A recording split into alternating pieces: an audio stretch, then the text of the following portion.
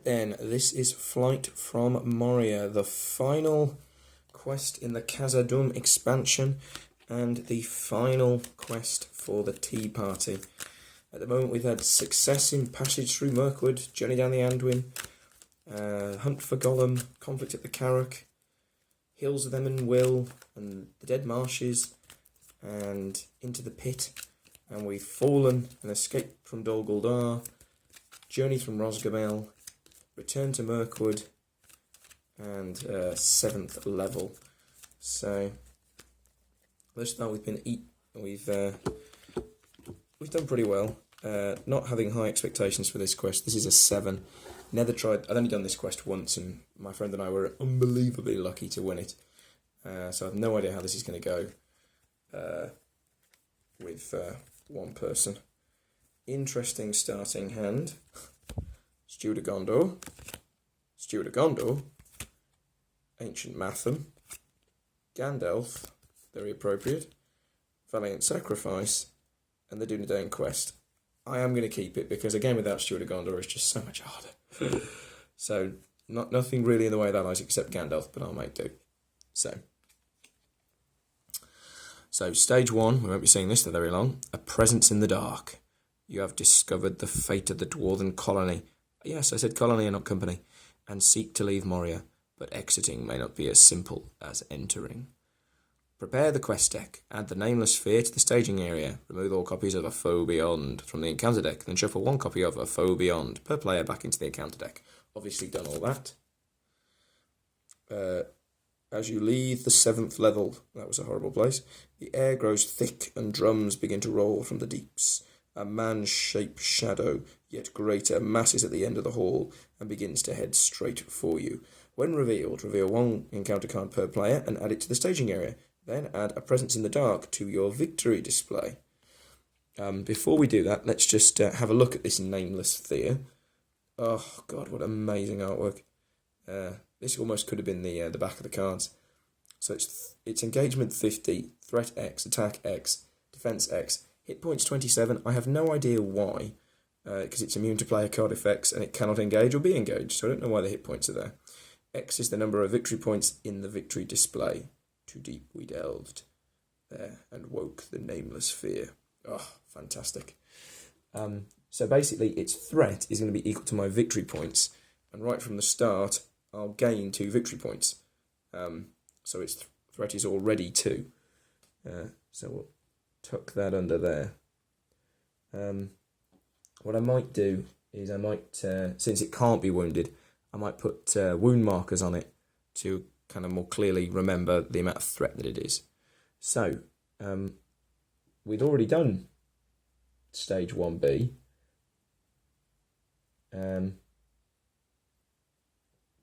Reveal 1 card per player. Oh, let's start the game with a treachery, how fun. Massing in the Deep. Doomed 1, hurrah! When revealed, reveal X additional cards from the encounter deck and add to the staging area. X is the number of players in the game. Oh, right, so doomed 1, so I'm already threat 30. And reveal an extra card. So basically that card was have a threat and a Stray Goblin. 29 engagement, threat X, attack X, 2 defense, 2 hit points. X is the number of players in the game. Oh, how refreshing. Right, so just a nice juicy 1 threat, 1 attack Goblin. Right, I imagine I immediately flip this next step. I'll have a look. Normally I would pause the video, but let's see. Or stage 2,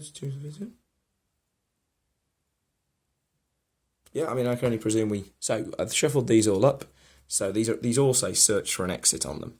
They all look like this on one side, and then we get to look on the other side. It's amazing they didn't use this mechanic since the first quest, Passage through Mirkwood. As the presence draws near, doubt and fear surround you like a vast shadow. You must find daylight. You must escape from the black pit. While search for an exit is the active quest card, only flip it to side 2B at the beginning of the staging step. Right, so not yet then. So at the beginning of the staging step, So I've got to commit my characters to quest first. So all we know at the moment is that there's a stray goblin. Oh, what an awesomely designed quest. Northern Tracker. Whew, speak of allies and they will appear. Although, of course, with him being a spirit ally, it might be a while before we see him. Okie dokie. So, Steward of Gondor on Aragorn. And let's chuck down Dunedain Quest onto Eowyn. Right, no use for Ancient Matham. So, no target, I should say, not no use. Right, well, let's be bold. We're all going. Give Aragorn a resource so he can ready. Okay, so now is it the beginning of the staging step. So let's see where we are. Hasty counsel. No, there is no progress required. You pause momentarily to consider your options. When revealed, shuffle all copies of a foe beyond from the encounter discard pile back into the encounter deck. Reveal the top 2 cards of the quest deck. Choose one to become the active quest. Flip to side 2B. And put the other on the bottom of the quest deck. Then add hasty counsel to your victory display. Oh, no. Oh, no, that's already 2 blinking more victory points. That's terrible. So look at the top 2 of these and choose one to add. So we can either have a wrong turn. Well, that sounds good. 1 progress. This is a dangerous part of the mines. When revealed, reveal 1 encounter card per player and add it to the staging area. Players may bypass this quest card at the end of the combat phase. Bypass means players are given the option to bypass some quest cards at the end of the combat phase. Bypassing the current quest removes all progress tokens on it and moves it to the bottom of the quest deck with side 2B face down. Bypassing a quest is optional. The players may choose to stay on each quest card instead of bypassing it. When a quest is completed, the players will either add it to the victory display or win the game. Well, I don't really want the 2 victory points, so I really would want to bypass this, but or we can have narrow paths. 3 progress required. When revealed, each player chooses 1 questing character he controls. Each questing character not chosen does not count its willpower until the end of the turn. After placing the first progress token on narrow path, search the encounter deck and discard path for abandoned tools and add it to the staging area if able. Players may bypass this quest at the end of the combat phase. Well, this one seems much better. It's only 1 victory point as well. If I ended up, what did that want me to do with the other one? And put the other at the bottom of the quest deck. Okay. So now we're on narrow paths. So got to choose. I can choose 1 character I control, and everyone else doesn't count their willpower. So that's just Eowyn, which means already from the 4 on Nameless Sphere and the 1 from Stray Goblin, I'm already 1 under. Now I reveal a card. It's a Cave-In.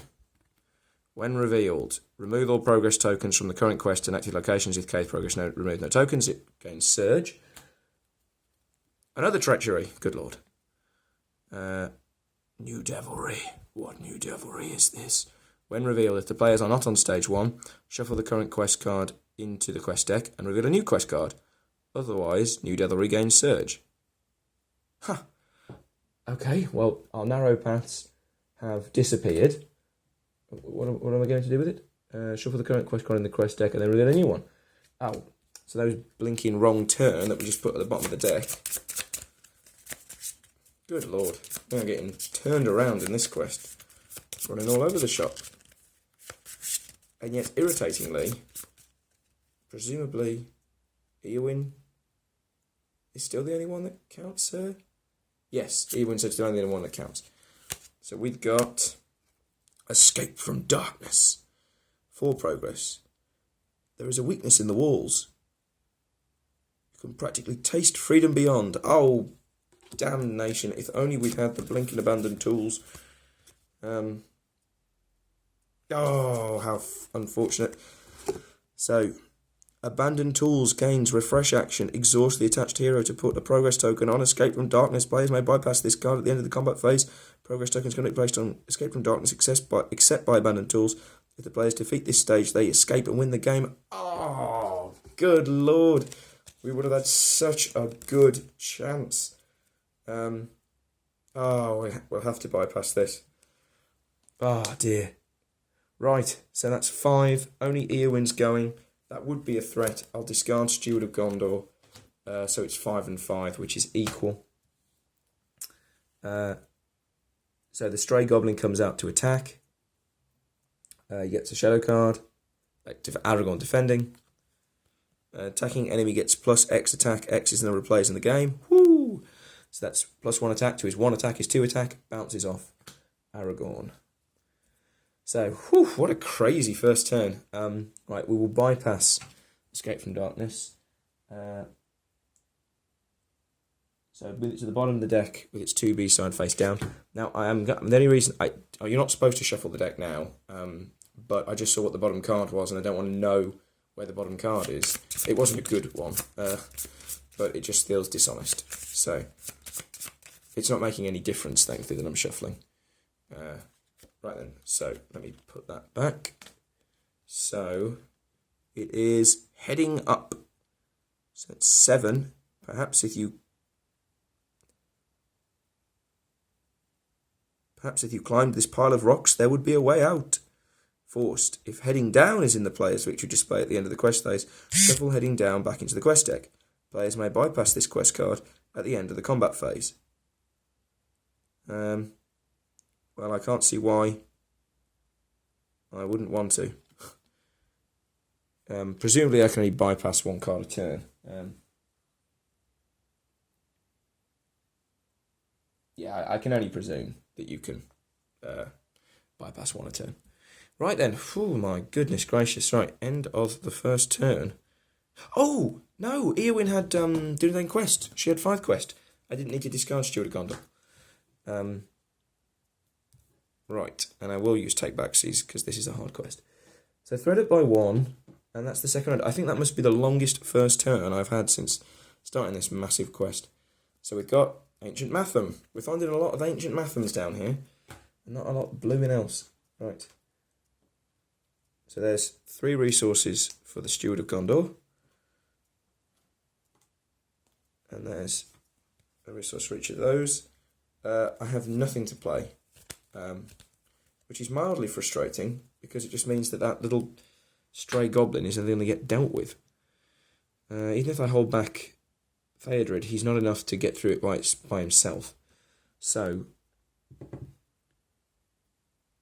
I'm tempted not to send Theodred actually and keep him back as a defender in case we get another enemy. But then again, the stray goblin is only 1 attack. So if worse came to worse, we could let it through. Yeah. Let's go questing. And actually, since we've got Steward of Gondor, give your resource to Eowyn, since that blinking northern tracker is... Oh, we could play Gandalf. We could play Gandalf. That would be a very ballsy play. But it would take care of that stray goblin. Let's do it. So that's 5 resources. Okay, Gandalf is not going to deal 2 damage. I think we're going to have to lower the threat so that we can keep going for a while. So that takes me down to 26. Right, and then questing Theodred, Eowyn, and Aragorn. Theodred gives his resource to Aragorn. Aragorn readies. So we have another treachery. Chance encounter. When revealed, put the top enemy of the encounter discard pile into play. Engage with the first player. If this puts no enemies into play, it gains surge. There are no enemies in the discard pile. Just a lot of treacheries in one location. So surge again. Oh, good lord. Massing of the Deep. Doomed 1. When reveal X additional cards, where X is never plays in the game. So that's another threat. And another one. It's another treachery. Dark and Dreadful. When revealed, deal 1 damage to each exhausted character. 2 damage if the active location is dark. Ooh, no. No. Do not want. But we survived. So, 4 threat there. That's 5, 6, 7, 8. So that's 4 progress.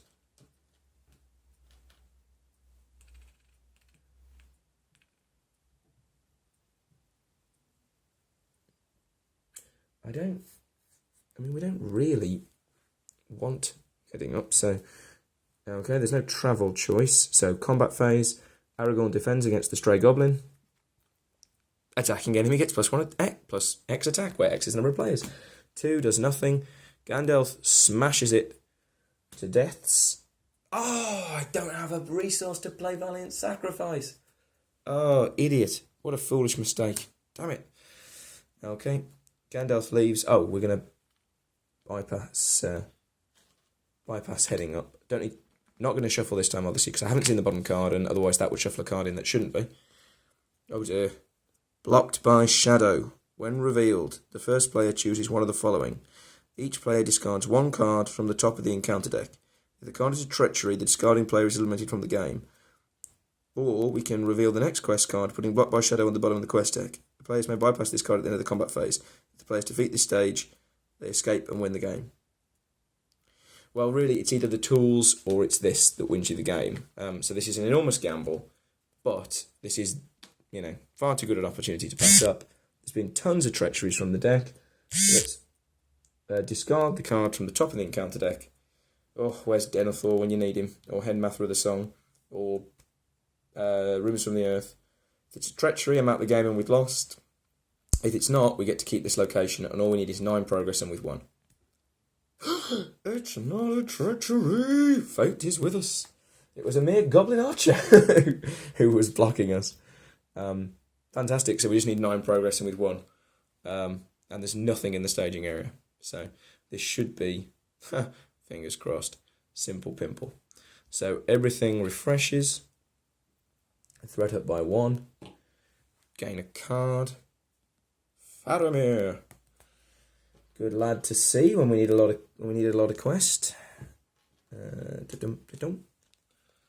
So the only thing I can play is Faramir. So Faramir it is. Right then, questing Theodred, Eowyn, Aragorn gets given a resource by Theodred, spends it to ready, and good old Faramir is going to hang back. It's a Goblin Spearman. 2 threat. We've got 4 there, so that's 6. That's 1, 2, 3, 4, 5, 6, 7, 8. Minus 2 is 6. If we activate Faramir, that should be... Oh, no, not minus 2. So we've got 5, 6, 7, 8. Minus 6 is 2.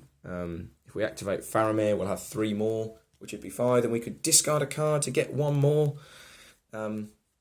Unfortunately, that won't do it this round, and I need Faramir to take the hit from the Goblin Spearman, so I can't afford to discard him. I will, however, get rid of Steward of Gondor to boost us by 1. So that's 5, 6, 7, 8, 9, minus 6 is 3 progress. Oh, we will not be bypassing. Why would anyone bypass this card at the end of the combat phase? Why? I have no idea. Okie dokie. So, Goblin Spearman comes out to engage. Faramir's going to take the hit. No shadow text. 2 attack, 2 defense. Faramir takes it like a champ. Aragorn leaps out with his 3 attack. 2 defense, does a wound. We'll have him next turn. Hurrah. Threat up by 1. Round marker to round 3. Good lord, is it really only round 3? Oh, sneak attack. Gandalf, where were you when we needed you? Right. So, resource. 3 resources, and Gandalf was exactly where we needed him. Unfortunately, still can't afford Northern Tracker. Oh, I could sneak attack in Northern Tracker in the quest phase, and then arguably use Valiant Sacrifice to draw cards desperately. But I'd rather not. However, that would be 1 extra quest, 2 extra quests actually with Faramir. That's probably going to be the right play, since we're going for the wins. So, Faramir, Eowyn, Aragorn gives the resource to Eowyn. Aragorn spends a resource to ready. Sneak attack. Northern Tracker, who commits as well. Right, reveal a card. Ooh, Shadow of Fear. When revealed, the first player attaches Shadow of Fear to one of his heroes. Counts as a condition attachment. Limit 1 per hero. Attached hero cannot exhaust already, and its text box is treated as if it were blank.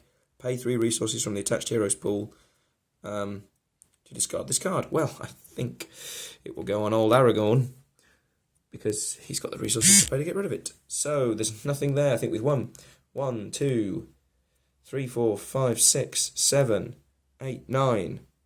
Against 4 is 5 progress. Faramir exhausts. We discard an Ancient Matham. So that's an extra.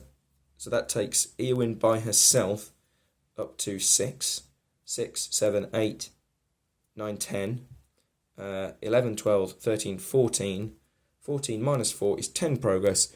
We've beaten Blocked by Shadow, and we've had an extremely fortunate escape for a total score of 29, 30, 31. Minus 4 is 27. Final score 27, and we beat Flight from Moria. I have to say, of all the difficulty 7 quests, of which there's Escape from Dol Guldur, Conflict at the Carrack, and Return to Mirkwood, this is by far the most luck-based one, which is interesting. I suppose in itself that's like a theming that you're only really going to escape the Balrog through good fortune. But I could also imagine it being extremely irritating. But there we go. That's the end of the tea party. Ultimately, I think they did really, really well. Might do like a wrap-up video at some point. But there we go. The end of the tea party, and we ended with victory. Screw you, Moria.